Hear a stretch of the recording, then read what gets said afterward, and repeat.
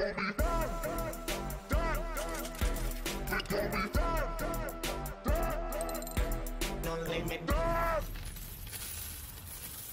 morning, good morning, good morning, good morning, good morning. So we had seen a little bit of a dip overnight. I wouldn't say little. It's actually about, 15 billion. It's quite swift. Really, there's two parts to it. Basically, I get some info. I get all kinds of crazy info. I was going to read it yesterday, but I totally forgot. I cut myself halfway off. But these are these emails that I get from very smart people. And basically, I got this bit of info from Me Not You in the Slack. Shout out to him. He's a boss.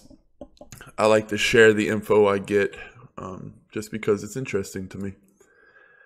And right now, what's happening in China is right now it's a spiritual month. It's called the Ghost Month, the 7th lunar month, and it runs from the 22nd to the 19th. And the 15th lunar day is the Chinese Ghost Festival. It's like fucking really, really big.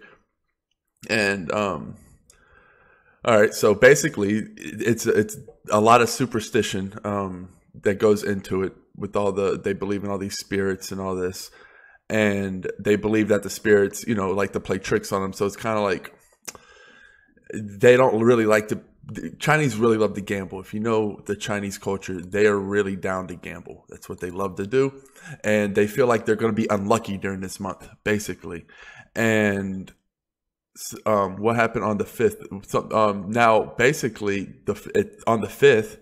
Was a big day, and if you notice on the 4th was when if you look at this website right here, all of these ICOs are randomly being suspended, randomly, just out of nowhere, right? All of this stuff with China just happened randomly, and it's kind of like, really, is it just a coincidence, or is it because of this like lunar month? And it lasts about 30 days, and after 30 days, the predictions are that the ICO thing should be regulated, everything. Because right now, Chinese they really don't want to be scammed. That's the big thing. So as much of a scare, I don't even want to look at NEO's price. Oh, wow, NEO's holding. I thought NEO was going to be dipped down lower because NEO's obviously going to be the one affected the most. So we're going to see some volatility this month because we're still at the very, very beginning. And you're pretty much going to see a pause with what's going on because this is all really new. So it's different because this is unprecedented because the world has never seen this kind of shift of value into money, into cryptocurrency, so fiat into crypto. And with this superstitious, Chinese, if you know anything about Chinese, they're really into their superstitions and they're really into their beliefs, and it's not superstitions to them, like this shit's real. And I don't think it's a coincidence that out of nowhere, while everything was prospering, while China was absolutely killing it with cryptos, out of nowhere, they're going to just halt everything, literally just halt everything right when this month comes up. So it's not a coincidence, in my opinion. I think after the 30th, you're going to see major regulations, like in a good, positive way. And I think the price of NEO and everything is going to skyrocket then. This is obviously going to affect the market as well because China is a big player in crypto. And you can see as these dates unfold, you're starting to see already that out of nowhere, 15 billion left the market cap.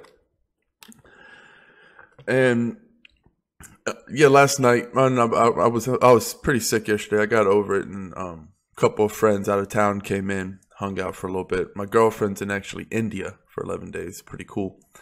And they came over, they had some drinks. So I had a few beers, and we're talking crypto and life. And I was explaining it because I love getting new people into cryptocurrencies. That's like one of my passions now. It's like introducing people into crypto and making them understand. And my friends, they didn't really understand at all cryptocurrencies. And then we were talking, and I was breaking it down to them. And they're like, well, why, basically the question was, well, what's the usefulness of the coins? Like, why isn't there just one coin like Bitcoin and then that's it? And that's a good question because I had the same question when I came in. And in one of my earlier videos, swamped in the middle of some of my videos, I had a pretty good explanation, but I'll touch on it. So you have coins aren't the way to look at cryptocurrency. It's not like, when you hear a coin or a token, you picture like this little round thing, like a coin, like a quarter that you're handing somebody. That's not what it is. We just had to give it a name. All it is a transfer and value. That's all it is. It's value, and we had to give it a name like coin or token, but that's all it is. So it's like, hey, I have a platform, right? And sure, we can just use Bitcoin. However, if I could create my own coin, we could modify it to be exactly how we need it to be. So you can have your own coin and you can make it perfect for your setup. The speed you need, any additions you need, any kind of add-ons or anything you need, you can do that. And that's what you're starting to see. You're starting to see the perfect forms of value for each company, and there's no longer ever going to be just a dollar that everyone pays, and it's so inefficient. It's so inefficient. What you're starting to see is value being transferred in the form of everything. So like I said, you're going to have, like, you're already starting to see it with your Whopper coin. I called that before it even happened. I was saying you're going to have to start to see these fast food coins, and boom, boom, you got Whopper coin. And basically that Whopper coin is going to spill over to everything Burger King owns and is affiliated with. So it's like you're going to have these string of stores where you can use this coin, and this is the only coin you can use. They don't accept anything else. Well, obviously you could bring whatever currency you have and then transfer it instantly. That's the beautiful thing about crypto, right? Because exchange fees are non-existent. It's not the same as, exchange fees for USD to yen. Everyone knows that's going to be, if you're trying to go from pesos to USD, anytime you're doing that, you're going to pay a big fee. But with cryptocurrencies, that's not the case. And so you can come with your value, whatever form of value you have. You have these 10x, you have these cards that basically do it for you as well. That basically change it. It's all liquid. Basically, it's like just liquid value that you spill over into whatever channel you need to buy whatever product you need. And so you can just go up there with your Bitcoin or your Litecoin or whatever, even your no limit coin. We're probably going to get on Centra, and any kind of coin that you could think of that has value, turn it into liquid and then modify it into the payment they need, usually a Bitcoin or something. And then or their Whopper coin or whatever it is.